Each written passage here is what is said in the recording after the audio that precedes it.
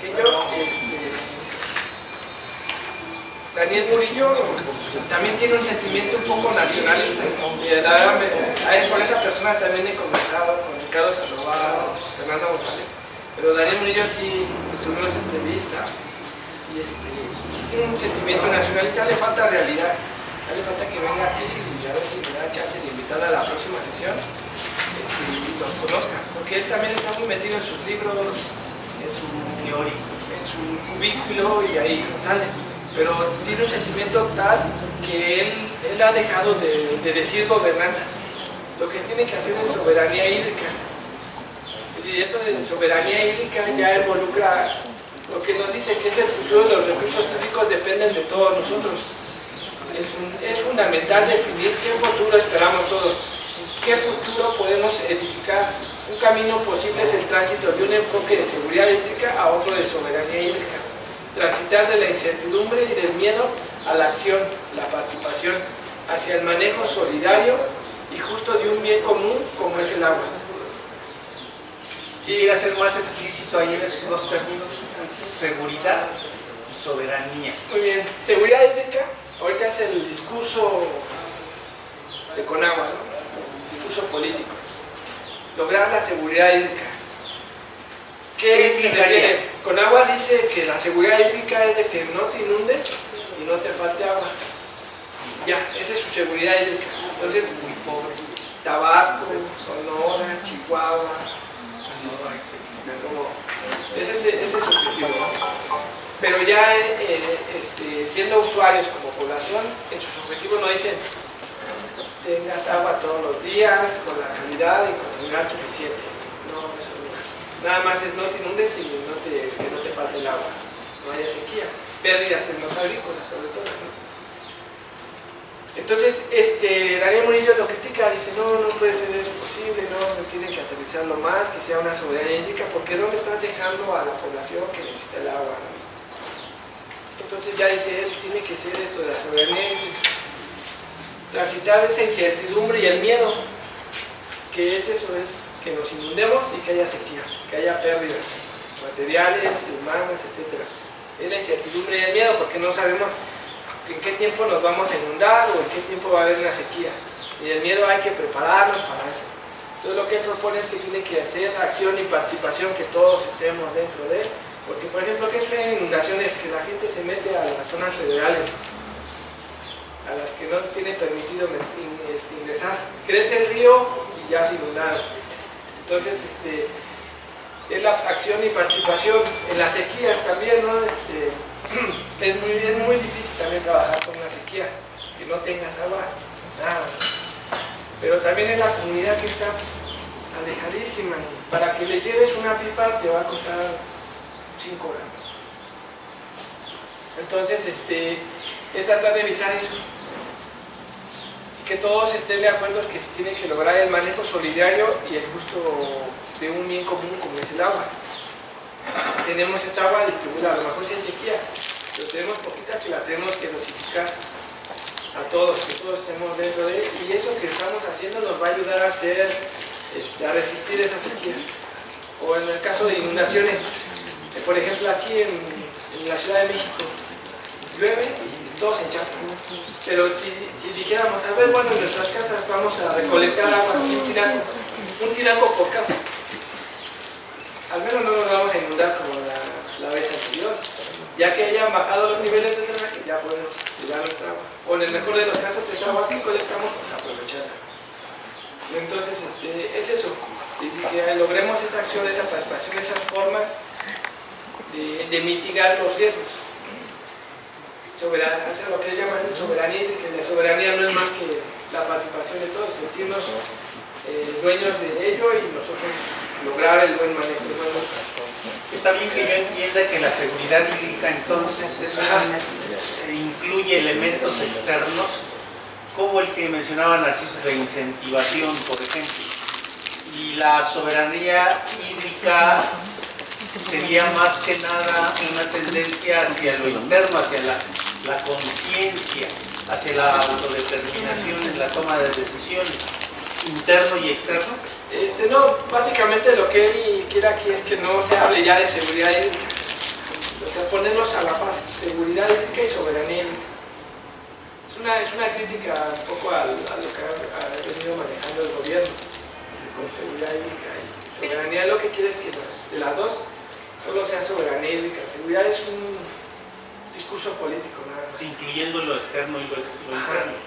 Propone eso, soberanía hídrica, digo, hasta es un concepto muy, como dicen, muy romántico, ¿no?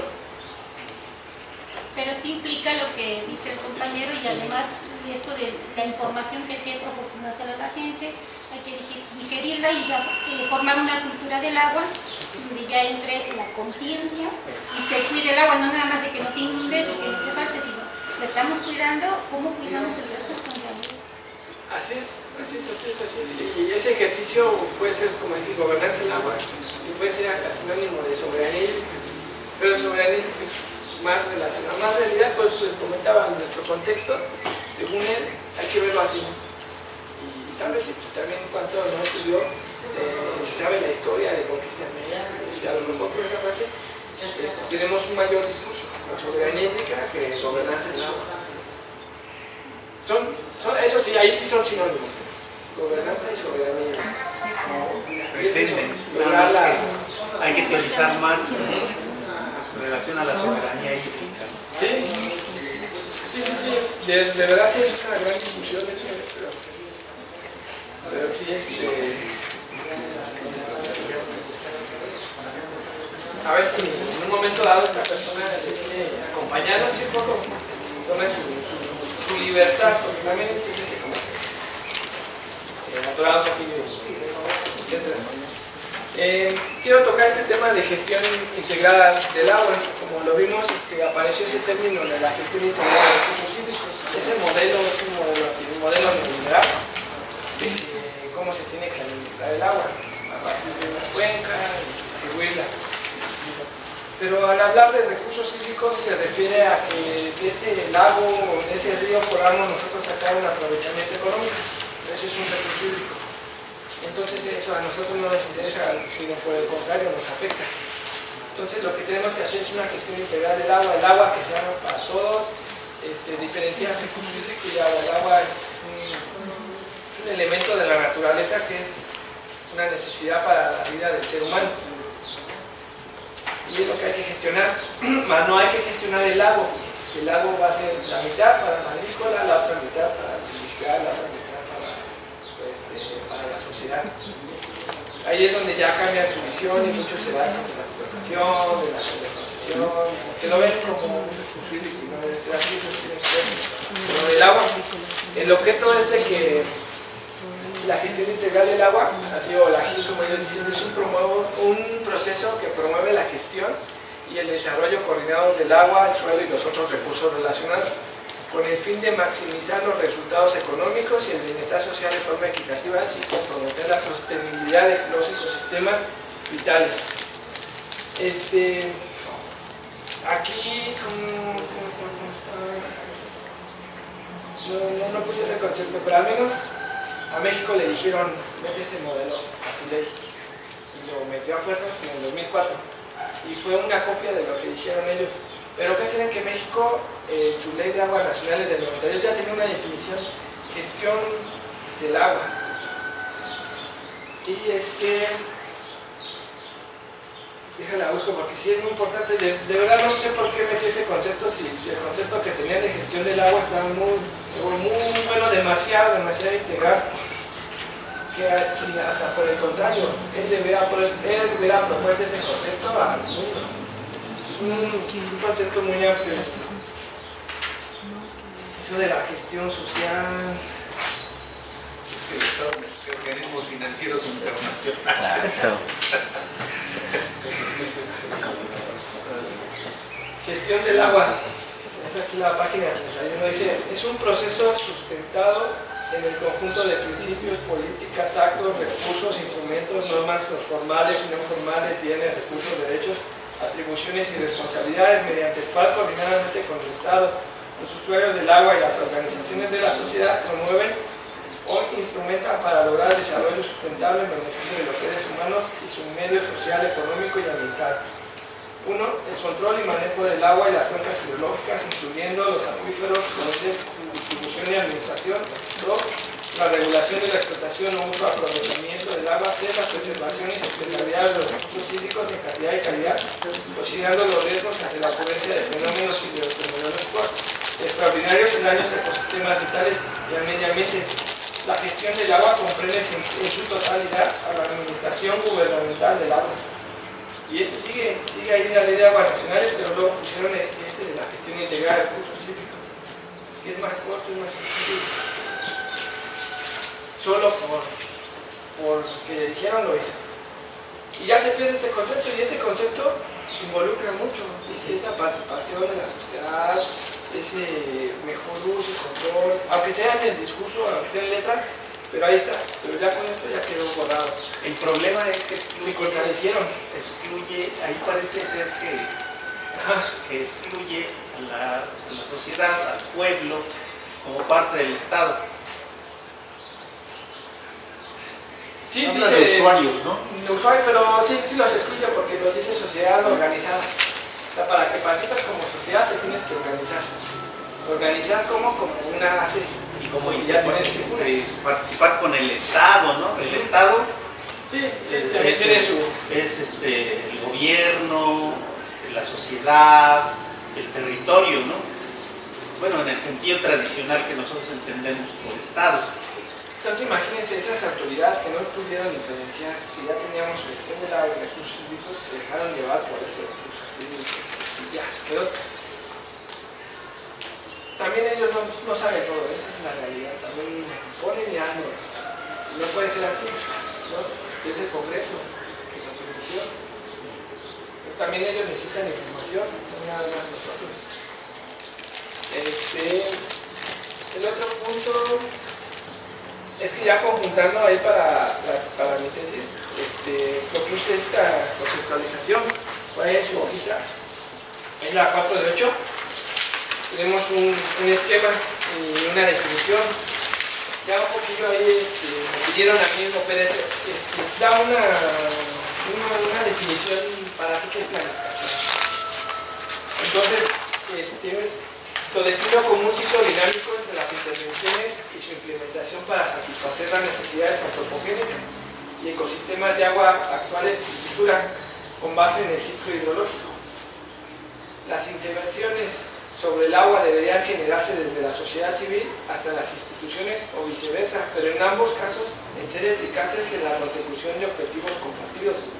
Por otra parte, su implementación debería aplicarse desde la parte alta hasta la parte baja de la cuenca hidrográfica.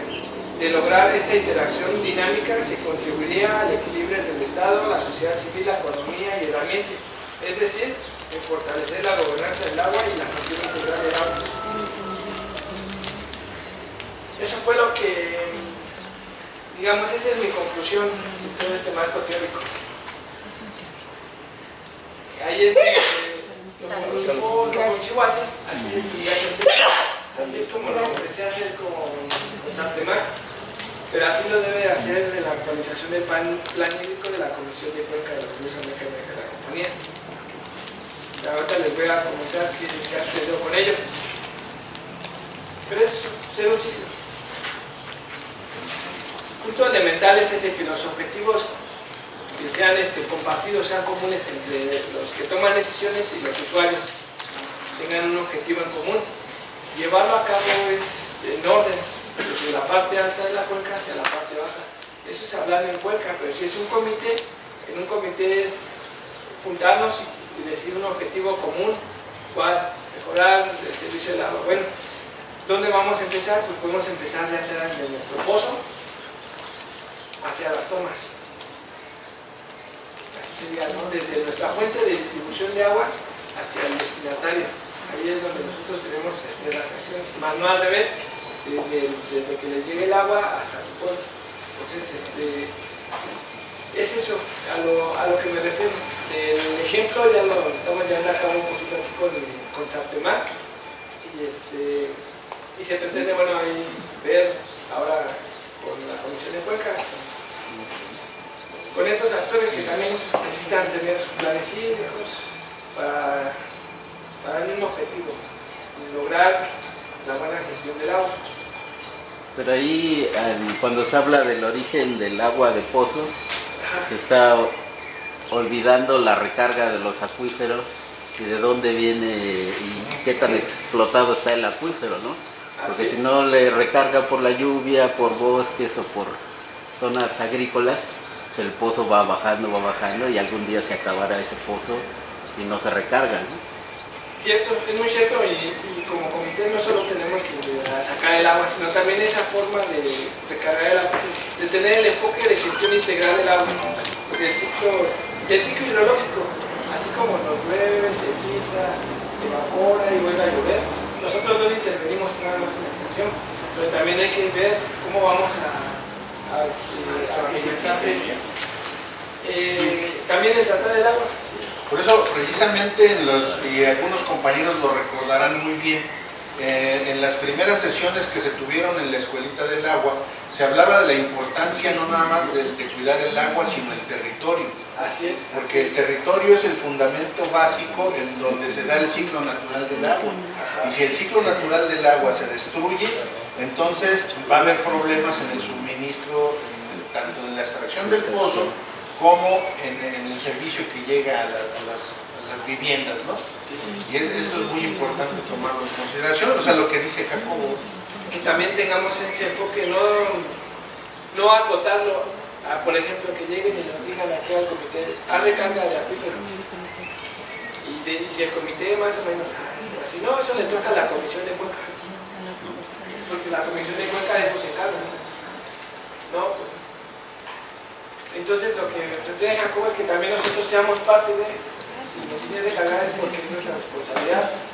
Así como extraemos el agua, también devolverla a la otra, ya con el agua tratar, en lugar de mandarla a residuar, tratar de devolverla tal cual la tomamos, no se podrá, pero al menos concebirlo.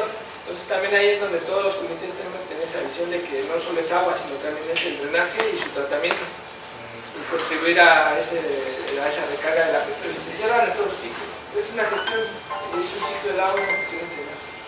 Sí, además, otra de las cosas que siempre se han estado proponiendo, inclusive eso viene plasmado en la Iniciativa Ciudadana de Ley General de Aguas, Sí. es que los comités del agua, los comités ciudadanos tengan la facultad de participar en la elaboración o en la modificación de los planes de desarrollo urbano.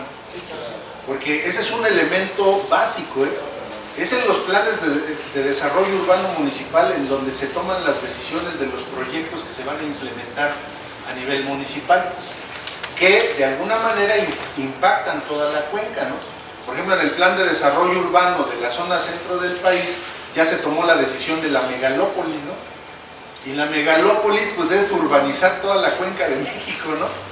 Entonces, ¿eso qué repercusiones va a traer? Pues se va a quebrar el ciclo natural del agua y los comités independientes pues ni siquiera fueron tomados en cuenta para tomar esas decisiones, ¿no? Precisamente el foro que se va a llevar a cabo el 17 de junio próximo, ese es el tema, ¿no? O sea, nosotros también cómo podemos influir en esto, porque el cuidado del territorio para que el ciclo natural del agua sea una realidad en una cuenca necesita necesariamente también que pasar por esto, ¿no? De que los comités ciudadanos deben de participar en la elaboración o modificación de planes de desarrollo urbano. Por ejemplo, allá en Saptemac le propuse en la perspectiva cuidar lo que nos queda del territorio. Vimos el territorio, cómo está delimitado, y esta zona que todavía es verde, pues hay que tratar de conservarla para la recarga de acuífero. Hay diferentes formas y mecanismos. Por ahí está la de los pagos por servicios sanitarios hidrológicos, que no es más que apoyar a que en esa parte de tierra, por ejemplo aquí, que nos quieran construir una nave industrial y el ejidatario diga, pues sí, pero esa agua ya no se va a recargar. Entonces nosotros, mira, le vamos a compensar con algo para que vaya a esto. ¿Qué tanto no sabemos? Pero al menos ese es el objeto principal, de que también nosotros valoremos que esa tierra esté libre para que haya recarga de la acuífero, que es lo del pago por servicios sanitarios hidrológicos. Es un mecanismo. El otro es que no lo ven, o que también que se la propia Saptemac y ya sea solo para eso, ¿no? Para recarga. Hay diferentes mecanismos, pero ahí están, yo creo que más o menos esto, hay que tratar de conservarlo, porque tiene esa visión de cara. Entonces, por la información compartida, dije, si en un momento dado un sistema ya se ve orillado de manera importante, que deba de perforar no solo uno, a lo mejor otros dos pozos, que por la información compartida siento que entonces estamos ya contribuyendo de manera importante a que también nuestros mantos se aceleren en cuanto a su caducidad. Pues sí, ya empezaba a ver esa recarga. Es eso, si nosotros llegamos a tratar el agua, pues es agua que estamos tratando, de ver, ahora sí que otra vez tratar, que se vaya a la acuífero. Si tenemos una administración del drenaje, podemos contribuir, por ejemplo, con hacer pequeñas lagunas de regulación, que es agua pluvial, la sacamos, la almacenamos y ya al tiempo se ve. Llevar a cabo también pozos de absorción y Pozos de absorción. contribuiría mucho a alimentar el manto acuífero. Ya donde requieren estudios específicos sobre si en este sitio si es apto o no la recarga, o en otro sitio. Por ejemplo, aquí en las planicies es muy difícil, tenemos una capa de arcilla de lodo, pero ya donde están los cerros y vienen las laderas, ahí sí, hay cierta riesgo. Sí, o sea, retomando lo que dice Narciso hace unos segundos, o sea, de hecho, estuvimos hace como un mes en un foro en San Pablo, Atlazalpan, con los compañeros, y ahí el sistema comunitario se está oponiendo a un proyecto de una mina, ¿no? Hace 15 días estuvimos en San Sebastián, en una asamblea popular, en donde convocó el sistema comunitario de agua porque se están oponiendo a procesos de urbanización. En Tecámac sucede lo mismo y en muchos lugares. Entonces, esto nos lleva a pensar que los sistemas comunitarios están en la primera línea de defensa por el derecho humano al agua en el asunto de la defensa del territorio. Sí. Porque esto es muy importante, inclusive eso se vio muy claro que cuando estuvimos en Atlazalpan estuvo el delegado, ¿no? Y se dijo, desafortunadamente las autoridades auxiliares, aunque son elegidas por voto, se unen al gobierno y son los que están cooptados, y lo mismo sucede en San Sebastián, lo mismo sucede en Tecámac, lo mismo sucede en San Pablo de Atlazalpan, lo mismo sucede en Amecameca. Entonces aquí eso es lo que hay que resaltar, ¿no? O sea, la importancia de que los sistemas comunitarios estamos en la primera línea de defensa del agua y el territorio. Y así es lo que se busca, como dice el artículo 2 constitucional, basados en usos y costumbres. Todo lo que esté en nuestro territorio, los recursos naturales son parte de esos pueblos. Como pueblos originarios, esa es la otra, porque luego dicen usos y costumbres son los pueblos indígenas y comunidades equiparables. Y ahí es donde ya se pierde todo. Entonces es donde nos enganchamos como pueblos originarios, donde se nos tiene que respetar esos territorios, nuestros recursos naturales, en otras situaciones. Pero sí es en defender el territorio, mucho allá en Tumpago, que igual las inmobiliarias, ahí en San Pablo la mina, acá en Tecámac igual.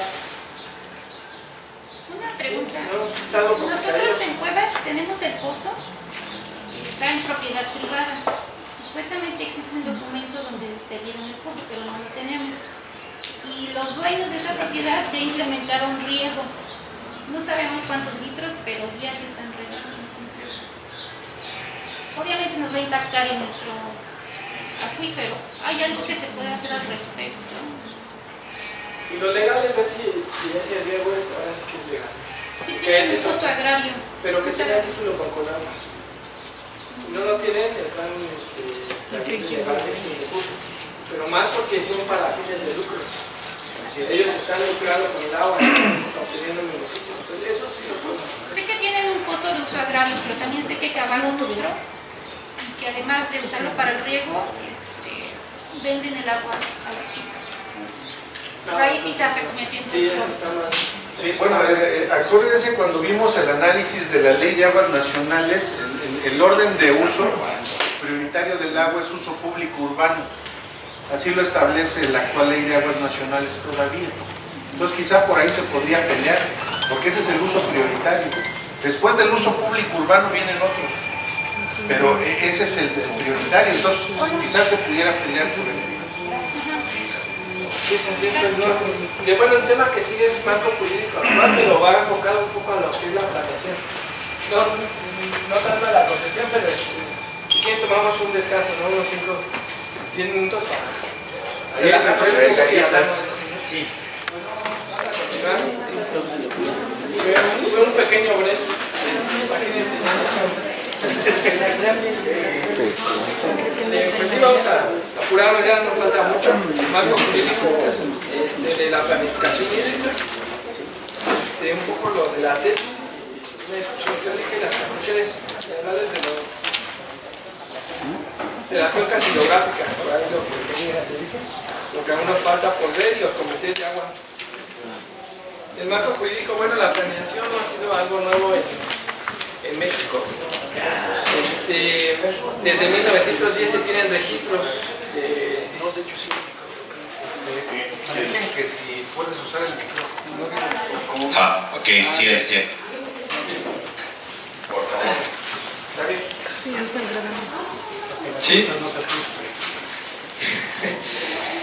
Muy bien, entonces en este cuadro que estamos observando vienen las leyes de agua nacionales, bueno, las leyes de aguas en México, y donde ya se empieza a abordar el tema de planificación hídrica y de cuenca.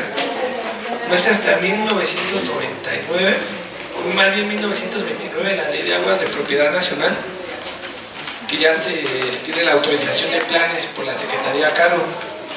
Aún no se habla ni de cuenca. Luego es hasta la de 1934 que se da continuidad a la anterior y ya se habla de un plan financiero. En 1938 se conservan ambos mecanismos de planeación y ya hasta 1946 ya se empieza a hablar de cuenca de aportación al riesgo y cuenca de inundaciones.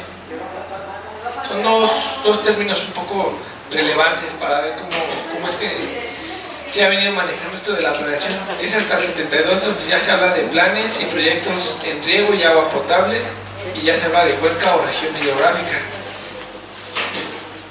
Se crea el sistema de programación hidráulica, como es la formulación del Programa Nacional Hidráulico con base en la Ley de Planeación, la 72. En 1992 se crea la planificación hídrica con base en el Sistema Nacional de Planeación Democrática, que es nuestra actual ley, y ya se habla de la cuenca hidrológica. En 2004 se reformó y se abre un capítulo en extenso de planificación hídrica, que es el artículo 15, así como la cuenca hidrológica, que es compuesta por una red hidrográfica de cauces. Aquí hay una discusión un poco epistemológica entre una cuenca hidrológica y una cuenca hidrográfica. Para no decirles más, México es sui generis y tiene cuenca hidrológica y la delimita con los municipios, con el límite geopolítico de los municipios. A veces coincide, a veces no, en su mayoría no coincide con la cuenca hidrográfica, que es todo el parteaguas de las partes más altas de los cerros. Entonces, desde ahí hay una diferencia en la cuenca, que es la unidad de gestión con la actual administración de la Conagua.